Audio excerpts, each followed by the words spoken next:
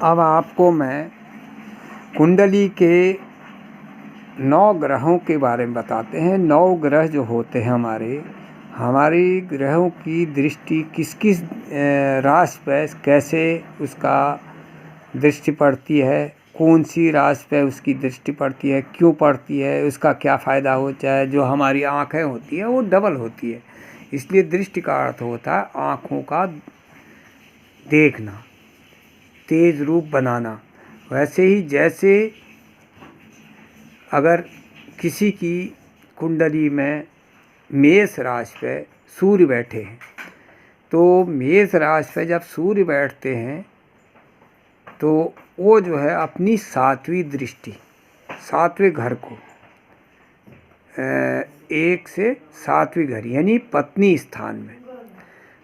स्थान में सूर्य देखेंगे तो अपनी जब 7वीं दृष्टि डालेंगे तो जो शरीर से पत्नी स्थान को देखेंगे तो वो पत्नी स्थान या व्यापार स्थान, तो इसमें उनको और अधिक तेज जब उनकी दशा महादशा होगी तो सूर्य जो है बहुत तेज प्रकाश फैलाएगा, यानी उसकी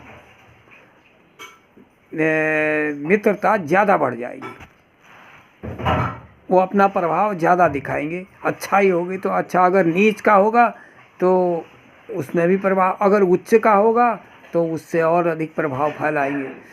अब होता है दूसरा होता है वृक्ष राशि के चंद्रमा की। चंद्रमा जो है उसकी भी अपनी एक ही दृष्टि होती है, वो भी उसकी 7वीं दृष्टि। चंद्रमा अगर अपने 7वीं दृष्टि से देखेंगे तो द्वितीय भाव में बैठ करके चंद्रमा अपनी 7वीं दृष्टि अगर देखेंगे, जैसे चंद्रमा हमारा दूसरे भाव में बैठा है, उसकी 7वीं दृष्टि जो है वो कहाँ पे पड़ेगी? भाग्य स्थान में। अगर चंद्रमा हमारा उच्च का होगा तो उसकी 7वीं दृष्टि जब हमारे भाग्य स्थान पर पड़ेगी तो इससे हमारे भाग्य को और अधिक बल मिलेगा। अगर कहीं नीच के होंगे तो चंद्रमा की नीच दृष्टि अगर भाग्य स्थान में पड़ेगी तो उस समय झंझट ज़्यादा पैदा हो जाते हैं, ये ध्यान देने वाली बातें हैं। और तीसरा होता है मिथुन राशि में तीसरा जो है, जैसे मिथुन राशि में मंगल बैठ गए, अगर मिथुन राशि में जैसे मंगल बैठ गए, उनकी 3 दृष्टियाँ होंगी। 3 दृष्टियाँ कौन कौन सी होंगी? मिथुन का चौथा, जैसे तीसरे से आप गिनोगे तो 3 के बाद जैसे तीसरे भाव में बैठे हैं मंगल, तो अपनी 3 जो अपनी दृष्टियाँ छोड़ेंगे, पहले तो 4 स्थान आगे बढ़ेंगे। कर्क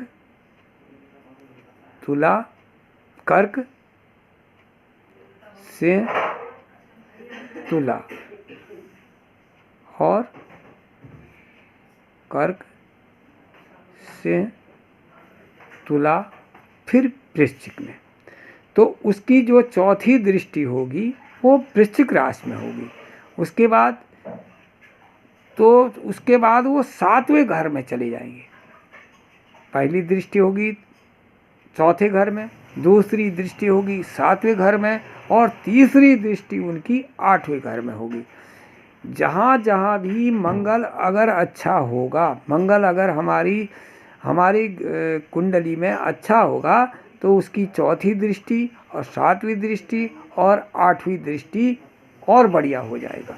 अगर कहीं मंगल नीच के हो गए या कम अंश में हो गए या नक्षत्रों में कुछ फर्क पड़ गया तो उनके चौथा भी खराब हो जाएगा, 7वां भी खराब हो जाएगा और 8वां भी खराब हो जाएगा। उसके बाद आता है बुध का भी एक ही दृष्टि होती है। बुध जैसे हमारे मेष में प्रथम राशि में बैठे हैं, यानी लग्न में बैठे हैं, तो इनकी चौथी दृष्टि घर पे पड़ेगी। अगर बुध अच्छा होगा, बुध होता है कुंवारा, तो कुंवार जो है अगर उसका अपना बुद्धि के मामले में प्रवीण होता है, अगर बुध जो है लगन में बैठा है तो उसका जो है उसकी 7वीं दृष्टि पत्नी स्थान को देखेगा, तो उससे उसकी जब उसकी दशा अच्छी होगी, बुध अगर अच्छा अगर बैठा होगा तो उसकी जो 7वीं दृष्टि होगी वो और अच्छा हो जाएगा। अगर बुध कहीं जहाँ पे बैठा है वहाँ पे नीच का बैठ गया तो उसकी 7वीं दृष्टि भी नीच की बन जाएगी और नीच हो जाएगा, नीच से भी नीच बन जाएगा। अब है बृहस्पति। बृहस्पति की 3 दृष्टि होती है। पहली दृष्टि होती है उसकी 5वीं दृष्टि। जहाँ पे भी बृहस्पति बैठे हैं उससे आगे गिनोगे 5वीं दृष्टि और 7वीं दृष्टि और 9वां दृष्टि।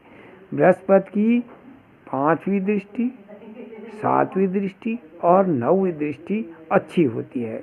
जहाँ भी बृहस्पति बैठे होंगे वहाँ से 5 आगे गिनो, फिर 7 गिनो, फिर 9वां गिनो। तो वहाँ पे जहाँ अगर बृहस्पति अच्छी जगह बैठे हैं, बृहस्पति कहीं पे कोई कलंकित नहीं है, तो वो तीनों जगह वो जो है आराम से आपको और अधिक फल देंगे। अब है शुक्र, जो शुक्र को कहते हैं दैत्यों के गुरु। तो शुक्र जहाँ भी बैठेंगे अपनी 7वीं दृष्टि से उस घर को अच्छा या बुरा करते हैं। आप शुक्र अगर कहीं भी किसी भी स्थान में बैठे हैं अपनी 7वीं दृष्टि देखते हैं, बस 7वीं दृष्टि में जहाँ भी देखेंगे वो अच्छा बुरा वही करते हैं। उसके बाद आता है शनि महाराज। शनि जो है, शनि किसी के लिए कोई खराब नहीं करता है, शनि जो है घुमाता है, शनि कभी नुकसान नहीं करता, शनि घुमाता है, चारों राउंड घुमा देता है। शनि जो है कोई भी चीज़ हमें यहाँ से 1 किलोमीटर जाना है तो शनि हमें 5 किलोमीटर घुमा देगा। शनि में ये ताकत होती है। शनि की अपनी 2 दृष्टि होती है, तीसरी दृष्टि और 7वीं दृष्टि। अगर शनि आपका अच्छा है, शनि बढ़िया है, तो उसकी जो तीसरी आँख होगी वो भी और अच्छा होगा और उसकी जो 7वीं दृष्टि होगी वो उससे भी अच्छा होगा। मतलब जितनी उसकी दृष्टियाँ चलेगी वो उतना ही अच्छा होगा। और फिर उसके बाद आता है राहु। शनि के बाद राहु आता है। राहु की भी 3 दृष्टियाँ होती हैं। शनि राहु जो है अपना 7वीं दृष्टि और 5वीं दृष्टि और 9वां दृष्टि। राहु जो है अपनी 5वीं दृष्टि देखता है। 5सा राहु से जहाँ पर बैठा है वहाँ से 5वां और 7वां और 9वां 3 जगह राहु भी देखता है। अगर राहु अच्छा है तो तुम्हें पाताल से ऊपर पहुँचा देगा और राहु बेकार है तो ऊपर से नीचे गिरा देगा। राहु में ये ताकत होती है। उसके बाद होता है केतु। केतु की 3 दृष्टि होती है, 5वां और 7वां और 9वां दृष्टि। केतु का भी यही है। केतु है बहम। बहम कितना भी अच्छा केतु होगा वो बहमी होगा। बहम का अर्थ है जैसे मैंने खाना खाया, मेरे को दूसरे को ये बहम आ गया कि ये साले ने खाया नहीं, तो ये चीज़ें होती है बहम की। उसकी कोई दवाई नहीं है। बहम केतु जैवी रोग इत्यादि चीज होते हैं।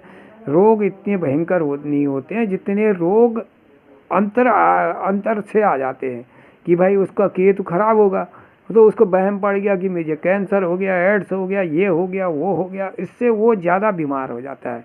इतना बीमार नहीं माना जाता है लेकिन उसके बहम से उसका इलाज ही नहीं हो पाता है। इसलिए इन दृष्टियों पर विचार करते हुए अगर समझ में ना आए, किसी की कुंडली में कोई चीज़ है तो पूछ सकते हैं। मेरा नंबर ऐड है तो इसी नंबर से आप कर भी सकते हैं। वैसे मुझे वो भी कर सकते हैं, पसंद करके भेजिए, मैं आपको दूंगा। धन्यवाद आपका। लाइक ज़रूर कर देना, समझ लेना, न समझ में आए पूछ लेना।